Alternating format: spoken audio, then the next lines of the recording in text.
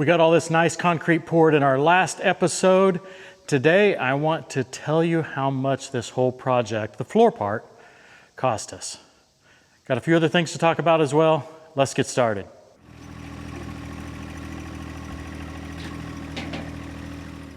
Before I get into the cost, I've got a personal issue I want to talk about. If you're not interested in that, just skip on to the next chapter here. But for those of you who watch us on a regular basis, we've missed a couple of videos, and I want to explain why. Christy's father, Bobby, who you've seen on this channel several times, he was here for a couple of months, maybe 3 months. He passed away, so we were unable to produce videos during that time. We were able to take him home, and he passed away at home in his chair, exactly where he wanted to be, and it was peaceful, painless for him.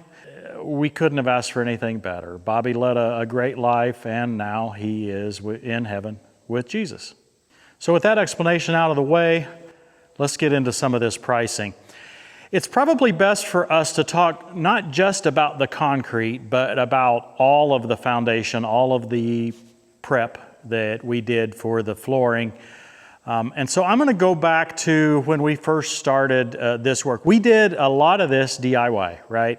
So Bobby was actually here, and he helped us take out a tree. Before that, we even did some septic work. We had to move our septic tank for the portion over here. Not directly related to this work, so I'm not going to count that in the cost. But a lot of this work was DIY. In fact, all of it was DIY. We did the base level grading, and we packed a lot of that down with the roller. Again, Bobby got to drive the roller for a lot of that. So that didn't cost us very much. I don't even include the fuel that we used in the cost. I think we must have used less than 100 gallons. Our tank only holds like 140 or 150 gallons, and we haven't had it filled since this project began. So must have used 100 gallons or so, maybe even less of fuel on all of the grading work all the way to concrete. To get it to a rough grade, a grade that wasn't, well, we knew it was several inches below where we needed it for the final grade, but to get it to that grade, we used crushed concrete. The guy that hauls the rocks for us suggested the crushed concrete. He was able to get it cheaper than anything you'd get at the quarry. There was a road. I kind of like this part of the story myself. It was Patterson Street in Lebanon, Indiana, and 4 truckloads of that are now under here. Cost us $500 a load for that, so that's about $2,000. We spread it out, and it's too bad that I couldn't use that for the final grading material that we'll talk about a little bit later. But it was just too variable in size. There was some really big pieces. There was some, dust or sand that would have been fine, but some of it was just too big, so we couldn't use that for our final grading material. Now in this big doorway area here, we were advised that we needed a better footer, a deep footer.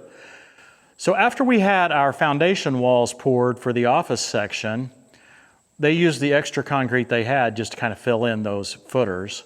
It didn't go up high enough, so we spent a couple $100 in ready mix bags, Quikrete type bags, and $100 renting that little mud mixer to be able to pour this area here. What was it? 6 inches wide, 5 inches wide, down to depth. Time will tell whether that turned out to be a good thing or not. There's a couple $100 there, in addition to the $2,000 we had for crushed concrete. For my drain area here, I chose to purchase some grading from our local welding supply. And I've got $1,100 total. I put one section here just to kind of show you what it's going to look like. The concrete form is still in here. I haven't had the courage to try to pull that out yet. But that entire section, 16 foot of grading, cost me $1,100. We insulated 2-inch thick with 25 PSI styrofoam vertically, 2 foot deep, all around the outside of the building. 2 inches, 2 foot, all the way around the outside, plus 2 inches flat on the bottom of the floor, okay? Then we used some 3-inch tape to tape those sheets together.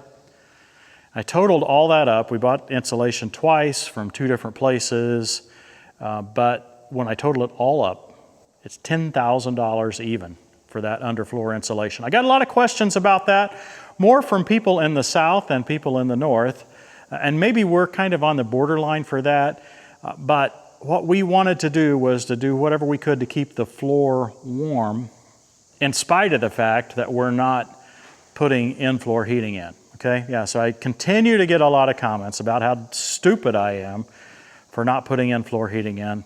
That's okay, time will tell. You guys may be right.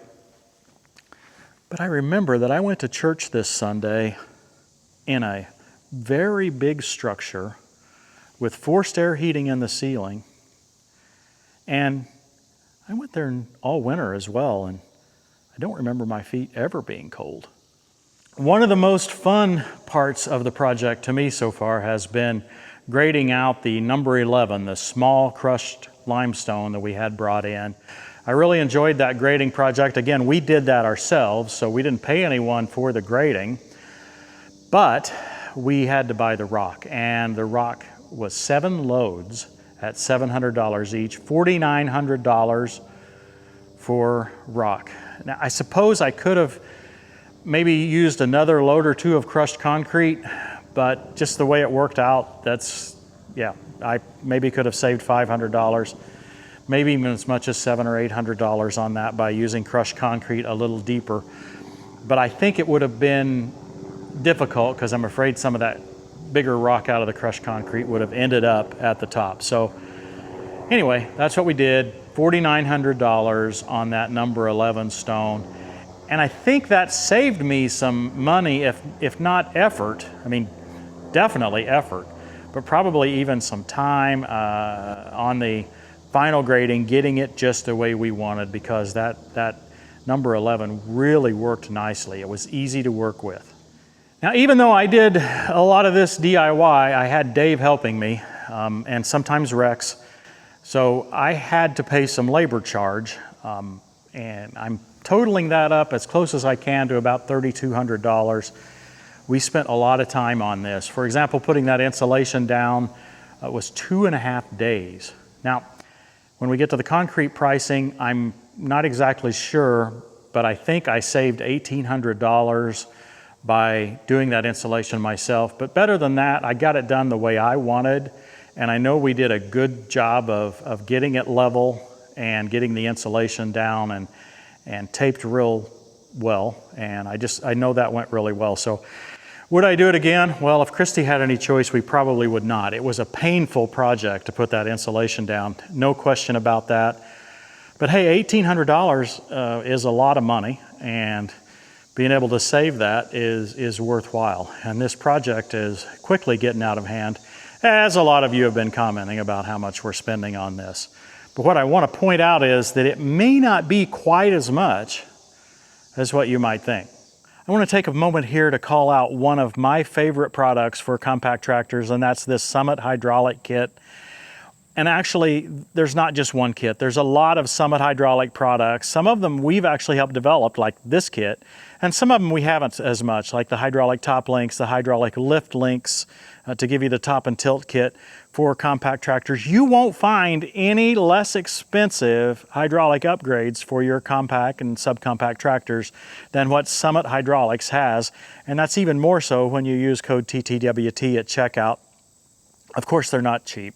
Hydraulics are always expensive, but these kits fit specific models, and yeah, they work. Okay, they're easy to install, at least relatively easy. You can do it yourself. I'd highly recommend that you check out summithydraulics.com. And while you're at it, if you need custom hydraulic hoses, anything that Summit doesn't really have the specific solution for, you can add that with discounthydraulichose.com. There you can choose exactly the threads, exactly the sizes, lengths of your hoses, and get it delivered straight to your door. Code TTWT is valid there as well. So both of these companies are incredible sources, my favorite sources for hydraulic products. Now, for the first several days after this concrete was poured, it was just totally shiny all the way across all of it. Now we're seeing some of it begin to dry. I guess the sealer is soaking in. And I'm assuming that may happen on the entire floor. Not really sure. Of course, my tire and track tracks are no fun, but you can kind of get a close look here and see that in some areas it's beginning to have some lighter colored spots. I've been over the whole floor. I do not see any cracks. I had a bunch of people telling me that without rebar I was going to have cracks everywhere. They did put the saw cuts in early, within maybe 5 hours of the initial pour, and so I think that was well done. I feel good about that. The rebar comment was by far the most prolific comment in all of the comments that we got. The video was very popular. You can go check it out if you happen to have missed it. But I really think that the concept of rebar in a building like this is just not used very much at all. I think that's either a historical thing or maybe it's used in a different type of structure, but I talked to every vendor that I priced the concrete from. No one even considered putting rebar in. Even if I suggested it, they were kind of like, nah, people just don't do that. It's not worth the cost. They use fiber. I don't know that that's a good substitute, but we've had good luck with it in our other buildings. So that's another part. We did a smaller piece where we have our lift in the old shop. We've had no issues whatsoever, even around the lift where we've put the heavy equipment on. Speaking of that, I got a couple of comments about the thickness where I'm going to put the lift. I always get that comment, but the lift manufacturer, Challenger Lifts, says they only need 5 inches of concrete. And we've probably got 5.5 or maybe 6 around where the lift's going to be. So there's just not going to be any issue there. I didn't have any issue or don't have any issue in my existing shop, so I don't expect that to be an issue. Just want to cover that because we get comments on it. Next comment was about the soupiness or how wet the concrete was when it was poured. And I kind of brought that one on myself. I mentioned it in the video. Well, I believe they put some plasticizer or whatever it's called in the mix when they run it through the pumper truck. So it always looks wetter when it's ran through a pumper truck than when you just pour it directly. They have to pour it wetter. And the professionals that commented on the video said that it was really no big deal. It just takes a little longer to set up. And we saw that. We wanted it to cure as slowly as possible, right? So that's really a non-issue. I don't think there's been any problem with that at all. Again, we'll watch it going forward and we'll point out anything that we see. If we have a failure, we'll let you know. Today I've got my lift in here and I'm starting putting a long catwalk in that's going to be end to end above the trusses. I've just done the first 16 foot at this point. I'm putting that in so that I can have a place to walk to, I don't know, inspect stuff and install additional electric wires. I'm putting it in now for that reason, right? If I want to get up in there and drag an electrical wire from end to end or internet cable or whatever, I'll have a place to walk easily. So that's the plan. Just getting started on that. I can say that my lift is helping dramatically on that. I don't know how I would do it without it. I think I've got one regret already about my concrete and my building. I'm not positive yet, but I think I'm going to regret having the concrete polished so much in the wash bay itself. Now, I don't think I'm going to regret that slick polish finish out here on the rest of the floor. I really like the ability to be able to sweep it up easily, and I'll just deal with the slickness. If I have a spot where I feel like I'm going to fall all the time, maybe I'll get a rug or something to put out there. But the wash bay area, I may regret. I'm going to have soapy water on the floor, and I may spend half of my time, falling, and I don't think that'll be good. So if that turns out to be the case, we will restructure that, and I don't know, we'll figure out something to make it rougher so that we won't have that issue. Another comment that I got was that I didn't have any ledge or lip here at the door.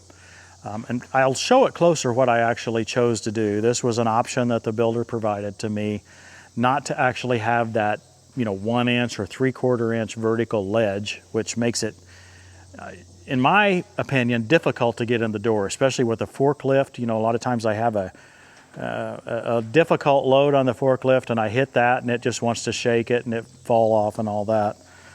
And besides, Bullseye thinks it's a better idea here anyway. So what we've got is a slope right here. I don't know if you can see it, but from about here, it's level that way, and it slopes off maybe 3/4 of an inch, maybe an inch. I'll go over here to this door. This might be the easiest place for you to be able to see it. Hopefully you can see it there, I'm not sure. But I chose to use that slope approach for all of the doors, and I think that will be the best answer for me. I had a couple of commenters just say that I was, I don't know, stupid for doing that or whatever, but that's normal. All the YouTube experts.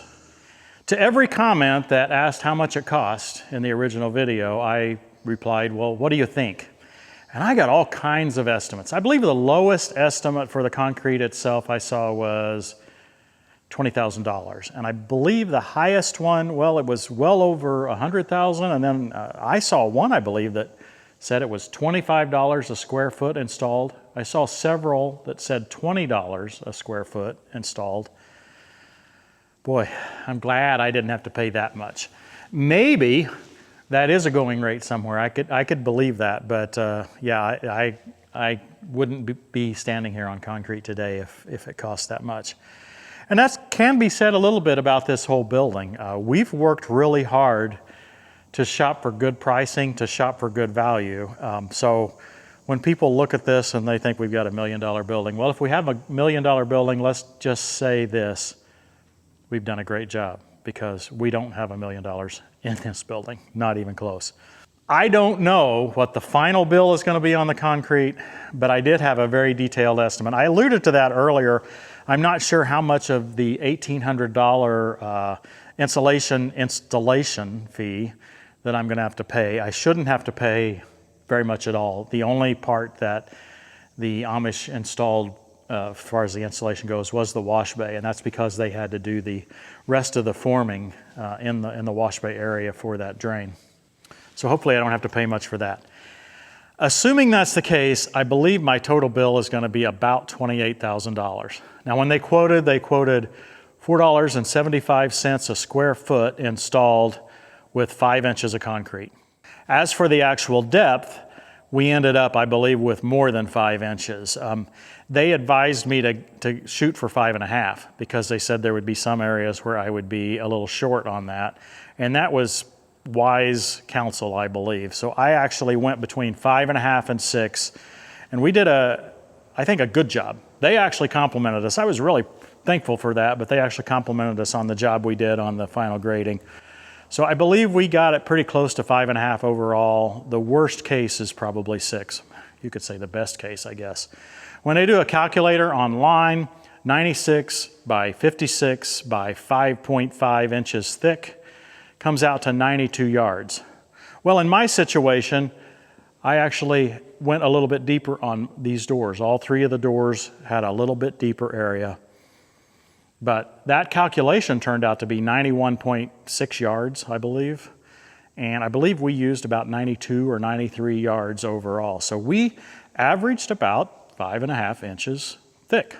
I'm pretty happy with the overall concrete usage. So I doubt I have to pay any or much extra over the original bid for the extra concrete. So roughly 92, 93 yards, I believe. I'm assuming there's 9 yards per truck. I know that the last truck had only 8 yards on it, and I guess I truly did have to pay for that entire truckload, which so it'd be 98 yards that we paid for, even though we only used 92, 93. It's possible I've forgotten something. I'm not sure if I have every expense that I've done on the floor included. Sometimes you just have to run out and get something quick, and it may not have made the cut as far as when I was trying to dig through and do these calculations. But what I've come up with is over $48,000. You'll see my latest figure here. It was $48,300 the last time I looked, and if I come up with anything else, that figure will be updated right there. I'm not disappointed in that price at all, although that's a lot of money. this is a big floor and it's going to be a big building. So I think that's probably as good a price as I could have possibly expected. I'm definitely pleased with the floor. What are your thoughts? Do you think I got a good price, or do you think I got scammed? And do you think I got sufficient quality on this project? Hope you've enjoyed watching this. We got a lot more going on in the future. Electrical wiring, solar, wash bay installation.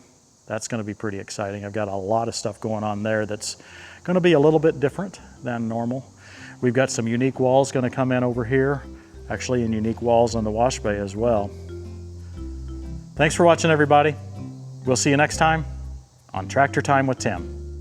Come, all you who are thirsty, come to the waters, and you who have no money, come, buy and eat. Come buy wine and milk without money and without cost.